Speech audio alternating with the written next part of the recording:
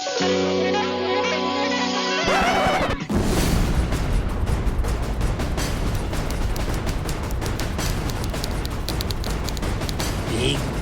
day. Big day, buddy.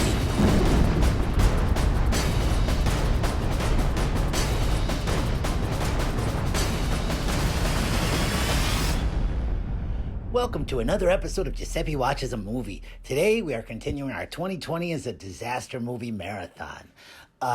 Today we have a viewer request for Titanic. Now, I was surprised at this because this is a Best Picture winner and I know nothing about it, so I wasn't aware that it was a disaster movie. I didn't even think disaster movies could win the Best Picture Oscar.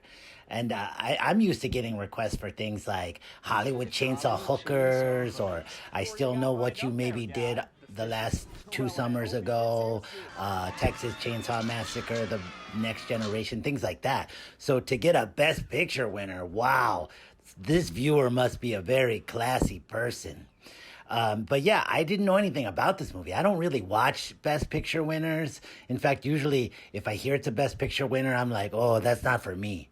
So I never watched this and I don't know anything about it. I know it's about a big boat. And since, this was requested for a disaster movie marathon, I was guessing something bad happened. But oh my Lord, something bad did happen. It hit an iceberg. I did not see that one coming. I mean, it sank. It's supposed to be unsinkable, but it sank. That's so crazy. And yeah, there was a love story and Celine Dion sang and it was great, but weirdly, it started off, I thought it was The Abyss. Now that movie I've seen, The Abyss, that's a good one. But it started off like that with like modern day underwater stuff. I was so confused. I was like, did I put in a Discovery Channel DVD instead? But no, then some old lady showed up and then we got into it. I enjoyed most of it. Some of it was a little out there for me. I did appreciate the fact that the Phantom's Billy Zane was in this. Hello. That guy is great. He was kind of a jerk in this movie, but still great. He's a great jerk. I had a couple problems. One, I'm not a big fan of spitting. There was a lot of spitting in this movie. There was a whole scene where they're spitting over the side, and that's unnecessary to me. And I guess it sets up spitting in the great Billy Zane's face later in the movie, but did you really need, hawking a loogie over the side and all the gross noises that come with that? I mean, come on. And then at the end, here they are, they're off the ship, they're in the water, and they do this like big over shot of her laying on the door and him in the water. And I couldn't help thinking to myself, that's a pretty big door. You probably could have got both of you up there.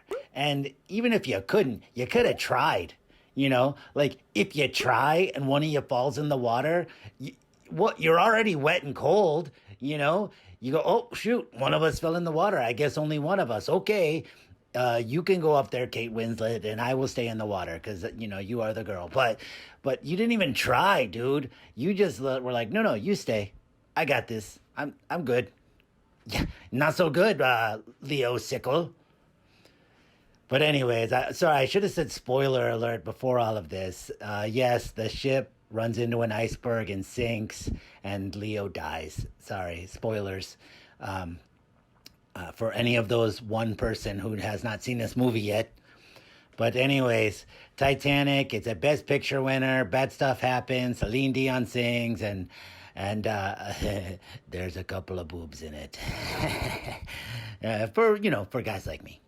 Yeah, I highly recommend Titanic. I understand why it won the Best Picture. It was a pretty good picture. But keep sending in those requests. We got some more disaster movies coming up, and then we got nothing.